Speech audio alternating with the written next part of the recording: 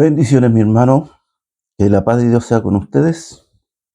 Hoy nos corresponde ya la tercera clase.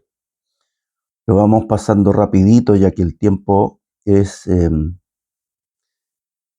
lo que nos tiene esclavos. Podría profundizar mucho más, pero hay que avanzar. Bien, la tercera clase estaremos hablando entonces del cuerpo de Cristo, dentro de la temática de los aspectos claves de la naturaleza de la iglesia. Lo que dijimos anteriormente fue que la iglesia es el proyecto de Dios desde la eternidad, fundada por Cristo en la verdadera roca viva, inaugurada en Pentecostés. Estudiamos que Dios es el que protege a los suyos. El propósito del llamado de la iglesia es a la santidad. Su misión es la evangelización mundial. No depende de gobiernos políticos, no depende de cultura, no depende de institución humana. Al contrario, las instituciones deben someterse a la palabra de Dios o la voluntad de Cristo. Todo hombre debemos de obligarnos a la voluntad de Cristo. Esa es la iglesia. Hoy hablaremos de la iglesia como cuerpo de Cristo. La iglesia está formada por creyentes individuales. Como parte de un cuerpo, trabajan junto por el bienestar de este cuerpo en conjunto. Colosenses 1:18 dice, y Él es la cabeza del cuerpo, que es la iglesia. Dijimos que la iglesia son todos los creyentes de todo lugar que se ha rendido a Cristo, que ha nacido de nuevo. La iglesia la componemos todos los creyentes que estamos en distintos lugares y dicho de manera más coloquial, quizás en diferentes instituciones. De hecho, sí. Entonces, todo ese cuerpo de creyentes, que el Señor no discrimina a nadie, porque hay creyentes verdaderos, de eso estamos hablando. 1 Corintios 12:27 dice, vosotros pues sois el cuerpo de Cristo, está hablando a los creyentes, y miembros cada uno en particular. En Efesios 3:6 dice, los gentiles son coherederos y miembros del mismo cuerpo, copartícipe de las promesas en Cristo Jesús por medio del Evangelio. En un principio hablamos cómo el Señor escoge a su pueblo Israel y luego a través de Jesucristo extiende la invitación, extiende la salvación por gracia a nosotros los gentiles, porque no estábamos en ese trayecto. Es un pensamiento personal, pero la Biblia dice que estaba todo en su plan divino. Entonces, la carta a los Romanos, en el 12:5, también dice, así nosotros siendo muchos somos un solo cuerpo y todos miembros unos de los otros. Subraye miembros unos de los otros, porque vamos a explicar algo más adelante. Y en Efesios 5:23, luego dice, porque el marido, aquí compara al matrimonio, porque el marido es cabeza de la mujer, así como Cristo es cabeza de la iglesia, la cual es su cuerpo, y Él es su Salvador. Cada uno de nosotros debe entender que pertenecemos a ese cuerpo y tenemos que sentirnos identificados con este cuerpo espiritual de Cristo. Y siempre debemos saber que dependemos de Él. Ahora, para el desarrollo, la carta a los Efesios lo explica de una manera magistral. La iglesia debe desarrollarse de manera natural, de manera complementaria.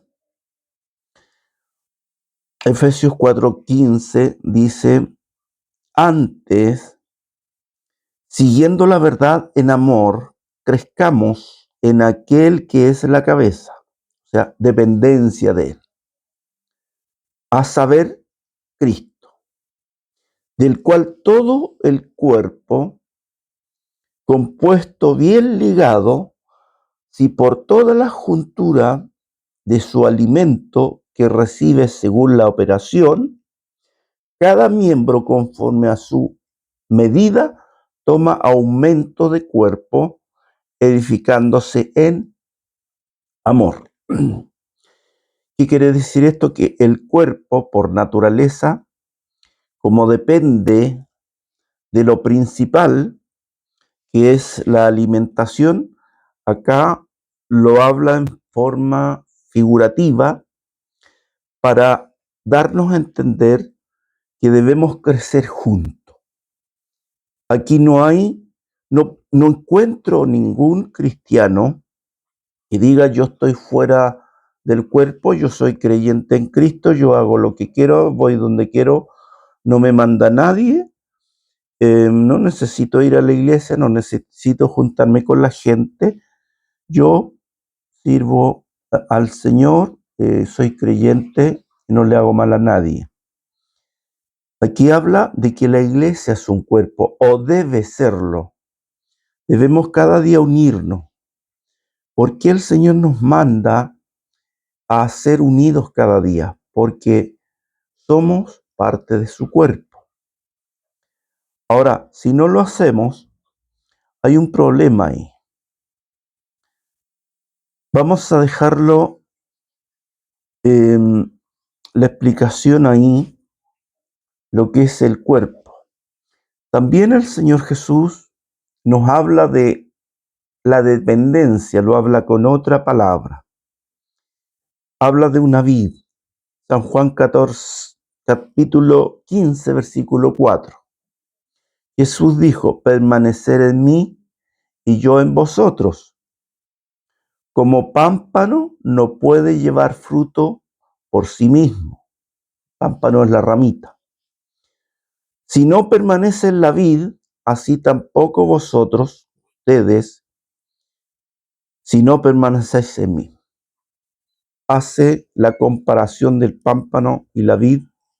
Si no depende ni están sujetos a la vid, absorbiendo la savia, no puede llevar fruto, así como todo creyente, si no depende de Cristo, no puede llevar fruto. Jesús dice y aclara de nuevo, yo soy la vid, vosotros los pámpanos, el que permanece en mí y yo en él, este lleva mucho fruto. Hay una codependencia con Cristo. Yo dependo de Él y Él vive en mí. El que permanece en mí y yo en Él, este lleva mucho fruto, porque separado de mí nada podéis hacer. Ahora, yendo un poco más lejos, hay religiones que dicen creer en Cristo, pero no buscan su voluntad, no están en su voluntad. Vamos a irnos por ahí. Pero también tenemos creyentes que por alguna decepción, algún problema, se han salido de una congregación y no sirven al Señor. Ahora, servir al Señor no es pertenecer a una iglesia grande y decir, quiero que me utilice, yo puedo servir en cualquier parte. Primero debemos saber cuál es el propósito de nuestro llamado y qué significa ser seguidor de Cristo.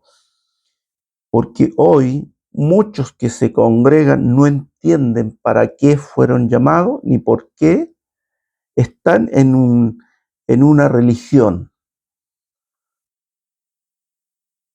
Ya sabemos que el cuerpo de Cristo significa dependencia de Cristo, significa desarrollarse en armonía con Cristo, porque de Cristo viene entonces la sustancia, el poder, viene la sabiduría para que nosotros, anclados en Él, podamos desarrollarnos armónicamente.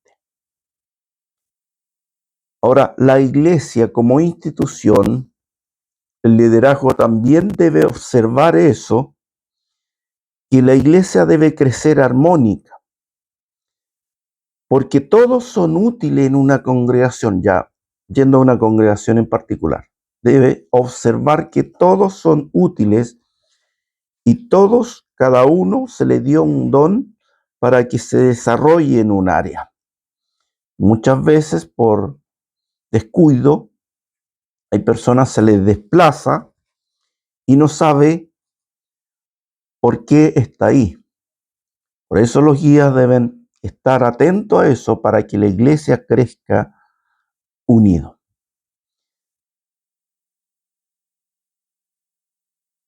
También lo explica la Biblia como un edificio espiritual. Efesios 2:19.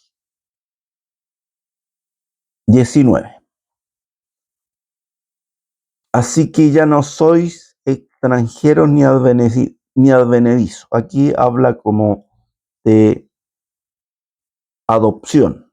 No eres extranjero ni advenedizo, sino conciudadanos de los santos y miembro de la familia de Dios. Aquí lo explica desde otro ángulo. Lo explica de la familia. Todo hijo de Dios que viene a las plantas de Cristo, el Señor los toma desde el lugar que esté, si era huérfano, si no tenía padre espiritual, si no sabía quién era su Dios, si no conocía a su Creador, lo adopta como hijo y ya no somos advenedizos, ya no somos extranjeros en la presencia de Dios, sino que ahora en Cristo somos conciudadanos de los santos. ¿Quiénes son los santos? Conciudadanos de los santos.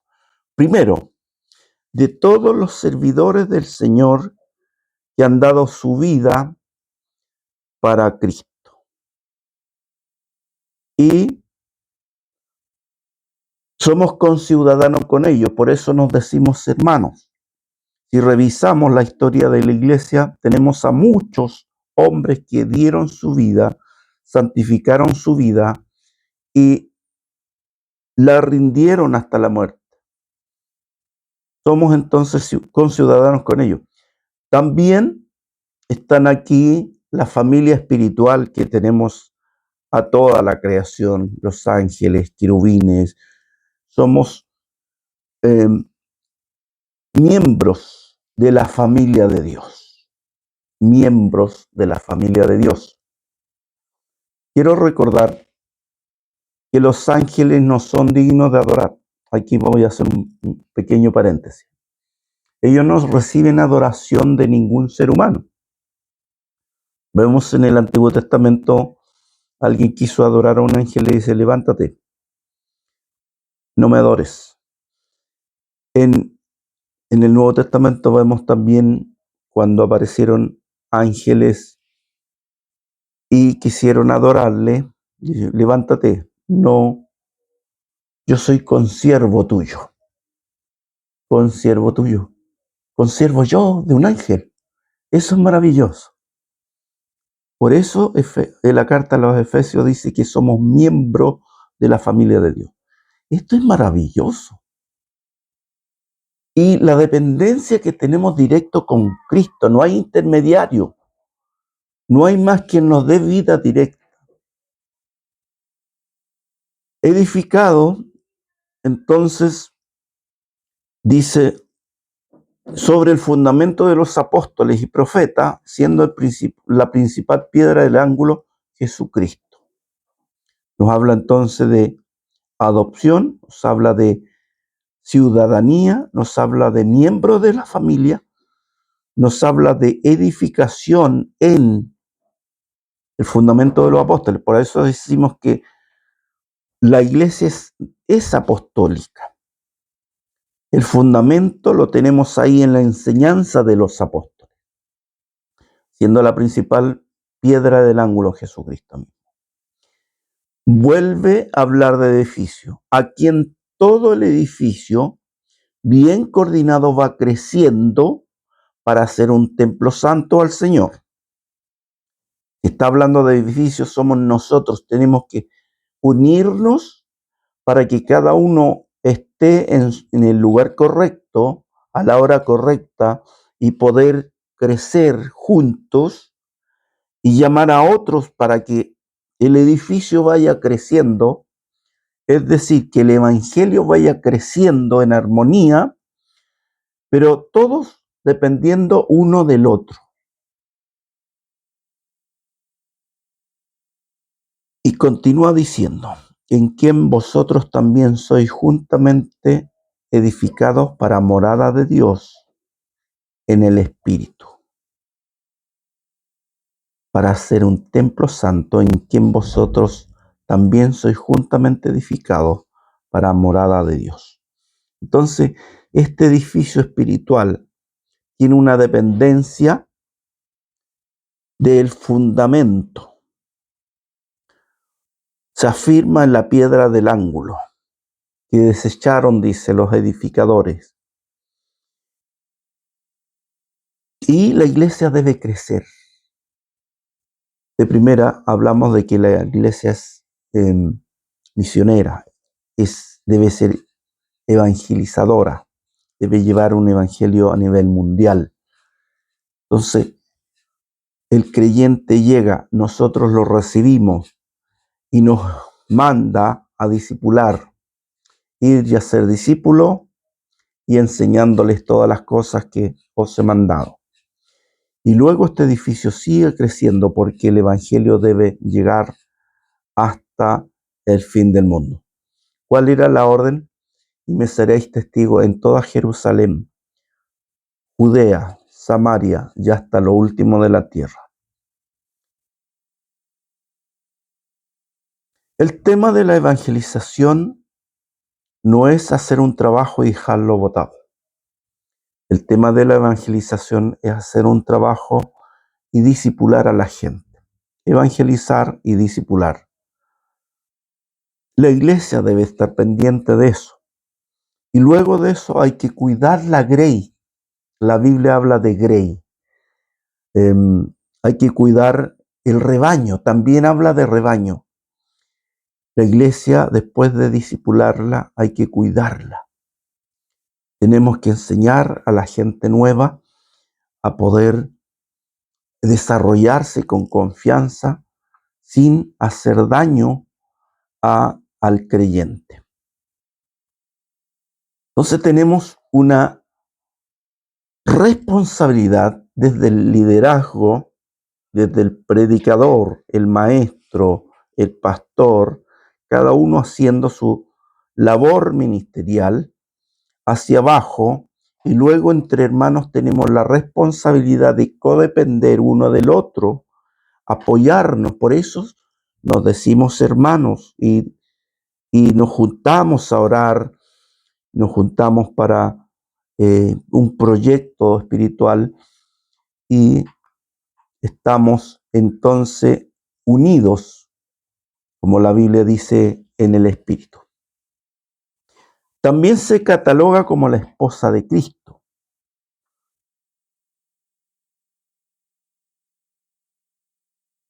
En Apocalipsis es el final victorioso de la iglesia.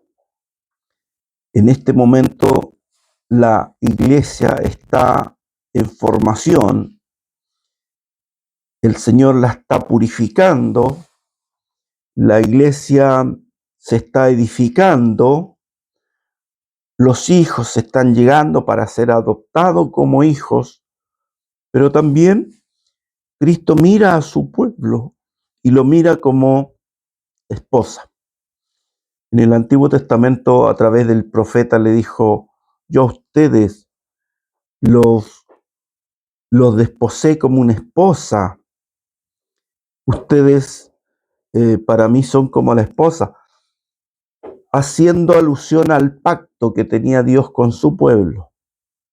Entonces, igual mira a su pueblo así, como un pueblo del pacto. La esposa de Cristo, esta imagen destaca la relación de pacto, de amor, de lealtad en Cristo y la iglesia. Cuando vemos entonces Apocalipsis 21:2, Juan vio allí, y yo, Juan, vi la santa ciudad, la nueva Jerusalén, descender del cielo, de Dios, dispuesta como una esposa ataviada para su marido. Aquí vamos a explicar un poco. La promesa de Cristo es que donde yo esté, ustedes también estén.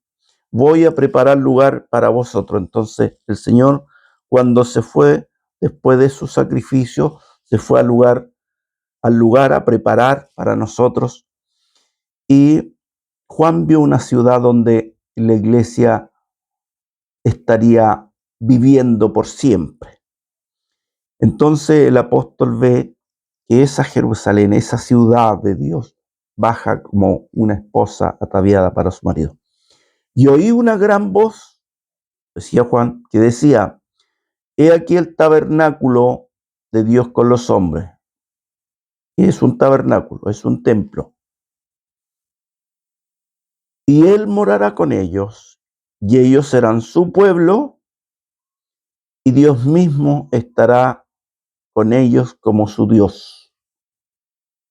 Ve, termina hablando de el tabernáculo, de un templo donde Dios mora, y después habla de personas y Él morará con ellos. Y habla de personas y ellos serán su pueblo, y Dios mismo estará con ellos como su Dios. Esto es maravilloso. Ese es el final de la iglesia, pero la práctica la hacemos aquí. La promesa del Señor es que el que cree guarda su palabra, el Señor viene y mora en el corazón de cada uno. Esa experiencia la vamos viviendo. Somos templo del Señor. Ahora, cuando se habla de iglesia, muchas veces, no, yo soy la iglesia, no necesito ir a ninguna congregación. Es mitad verdad. Nosotros somos la iglesia, somos un templo en particular donde el Señor habita con su espíritu, pero tenemos que depender de toda la edificación, de la comunidad de los salvados. Debemos depender uno del otro en amor, tenemos que apoyarnos, unirnos cada día para cumplir el propósito de Dios. Apocalipsis 22:17 es el final de la iglesia, ya uniéndose. Ahí habla de las bodas del Cordero. Y el espíritu y la esposa dicen: ven, que es la esposa, la iglesia. Y el que oye diga: ven. Y el que tenga sed, venga. Y el que quiere, tome el agua gratuitamente. La evangelización es en esencia eso. Y la evangelización permanece intacto hasta el final. El Espíritu dice al mundo: vengan al Señor. La iglesia debe decir: vengan al Señor. El que oye, también diga ven. Y el que tiene sed, venga. Y el que quiere, tome agua gratuitamente. Esa es la bendición del Evangelio. Aquí estaríamos hablando 3 horas. Pero vamos a hablar de la adoración de la iglesia. La iglesia adora y exalta a Dios conociendo su grandeza. Nosotros debemos reconocer la grandeza de Dios en toda nuestra manera de vivir. Salmos 149:1 dice el salmista: cantad a Jehová cántico nuevo, su alabanza sea en la congregación de los santos. Usted pertenece a la congregación de los santos, debe saber adorar. Ahora, la adoración también está torcida, tergiversada. A la gente se le dice, vamos a adorar, cierren sus ojos y vamos a cantar una canción lenta, por ejemplo. La adoración es más que cantar canciones lentas. Adorar es mucho más que enamorar a Cristo. Otros dicen, dígale cosas bonitas a Cristo, enamore a Cristo. Es mucho más que eso. La adoración es reconocer su grandeza todos los días de nuestra vida e inclinarnos y decirle, a ti la honra, solo a ti la gloria. Estamos llamados a la santidad también. La iglesia es llamada a vivir una vida santa, reflejando el carácter de Cristo. Judas 1:24 dice, aquel que es poderoso para guardaros sin caída y presentaros sin mancha delante de su gloria con gran alegría. Ahora, hay una garantía, hay una seguridad de salvación, seguridad de santificación, porque la santificación, la santidad no depende de mí, depende de Él. Él me guarda. Si Él me guarda, yo tengo que actuar en obediencia y en temor reverente. Él, con sus promesas, cumpliendo sobre nosotros, entonces avanzamos sin caída, como dice. Caída significa para los cristianos caer en pecado, que el diablo te arrastre por el suelo y te haga daño, dañe tu fe. Eso es caída para los hijos de Dios. Él es poderoso para guardarnos sin caída y presentarnos sin mancha delante de su gloria. ¿Cuántos dicen amén? Efesios 1:4 y el 5:27, a fin de presentarla a sí mismo una iglesia gloriosa que no tuviese manchas ni arrugas ni cosas semejantes. Dios se encarga y está trabajando en su iglesia y en particular, digamos, está trabajando en mí. Dios está trabajando en mí para presentarme sin mancha ni arruga ni cosa semejante. Apocalipsis 5:13 dice, y a todo lo creado que está en el cielo y sobre la tierra y debajo de la tierra y en el mar y todas las cosas que en ellos hay, oí decir al que está sentado en el trono y a el Cordero sea la alabanza, la gloria, la honra y el poder por los siglos de los siglos. Juan vio en el ocaso del tiempo todo lo creado sobre la tierra, todo lo creado debajo de la tierra, todo lo creado en el mar y todas las cosas que en ellos hay. Todos decían al que está sentado en el trono y al Cordero, sea la alabanza. Toda la creación adorando a Dios. Si toda la creación adora a Dios, ¿por qué no nosotros? Que Dios ha hecho un trato directo con nuestra vida, ha rescatado nuestra vida, ha guiado nuestra vida por senderos difíciles y nos ha dado victoria. Amén. La iglesia también debemos reconocer la unidad en la universalidad.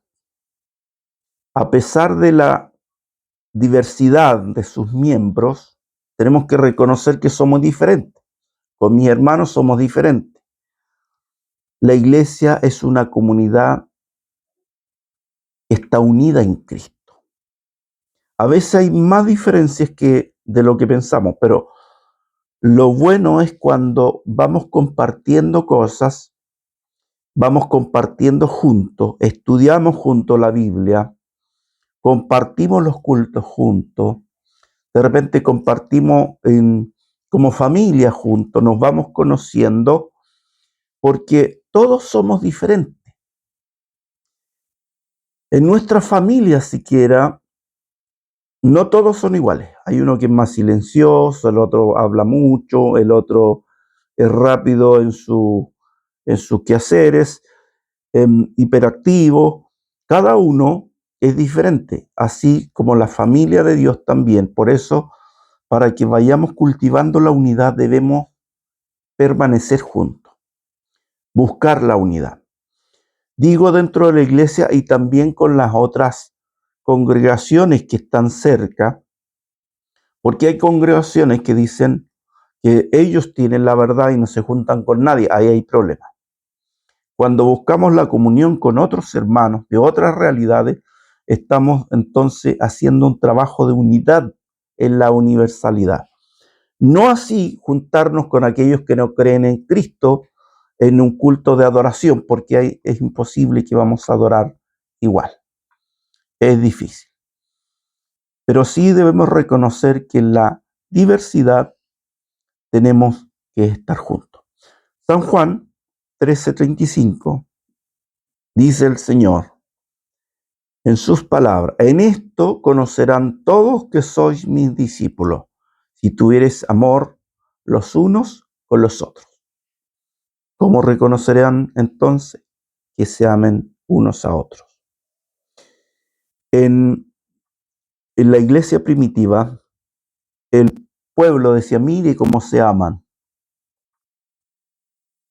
Compartían todos juntos. Romanos 12:5 dice: así nosotros, siendo muchos, somos un solo cuerpo en Cristo y todos los miembros los unos de los otros. Y 1 Corintios 12:12 dice: porque así como el cuerpo es uno y tiene muchos miembros, pero todos los miembros del cuerpo, siendo muchos, son un solo cuerpo, así también Cristo.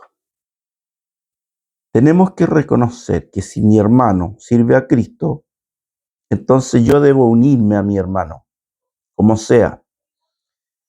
Como sea, digo, si estamos quizás en diferentes congregaciones, hay formas de compartir y no es bueno que cristianos que en sus congregaciones levantan las manos diciendo: Señor, aquí estoy, te amo, te adoro, en la calle no nos saludemos. Antes de terminar, quiero hacer entonces dos preguntas. Según lo expuesto, si estamos en su cuerpo y somos parte de su edificio, ¿puede alguno ser creyente en Cristo y no integrar su iglesia? No estoy diciendo no integrar una iglesia así, un edificio. No integrar su iglesia, ya lo explicamos cómo debemos integrar su iglesia. Segunda pregunta: ¿puede alguno creer que es parte de su iglesia sin serlo? Por último, como conclusión, vamos a decir que la iglesia es una institución divina. La iglesia es una institución creada por Dios, planificada desde la eternidad, por la comunidad de los salvados, apartados en santidad para anunciar el reino de Dios, para la evangelización mundial, proclamando el nombre de Cristo, discipulando y enseñando todo lo que Él manda. En resumen, la iglesia es una comunidad de creyentes unidos en Cristo, llamado a vivir una vida santa. Aquí le vamos a agregar consecuente, llamado a vivir una vida santa. Anunciar el Evangelio y adorar a Dios. Todo esto como una manifestación de su naturaleza divina y su misión en el mundo. Esta es la iglesia. Quiero repetir un poquito de que el cristiano o el creyente y que integra la iglesia de Cristo debe vivir una vida santa, como dice la Biblia. Dicho de otra manera, una vida consecuente. Si yo estoy en una iglesia santa, yo debo practicar la santidad. Santidad significa apartado para un servicio especial. Vivir una vida consecuente en toda nuestra manera de vivir, dice la Biblia. En el trabajo, donde nos relacionemos, en la iglesia, con los vecinos, en los lugares donde vivimos, se tiene que identificar al cristiano por su manera de vivir, por su conducta y por su forma de resolver los problemas. Entonces, para esto fuimos llamados. Es un gran privilegio, es un privilegio de vida. Estamos en Cristo, Él nos salvó con un propósito grande y aquí entonces vamos a decirle al Señor que nos ayuda a entender cada día su voluntad. Muchas gracias, mi hermano, y queda en sus manos la clase para responder preguntas, para hacer preguntas y trabajemos las preguntas que le hicimos en el número anterior. Bendiciones.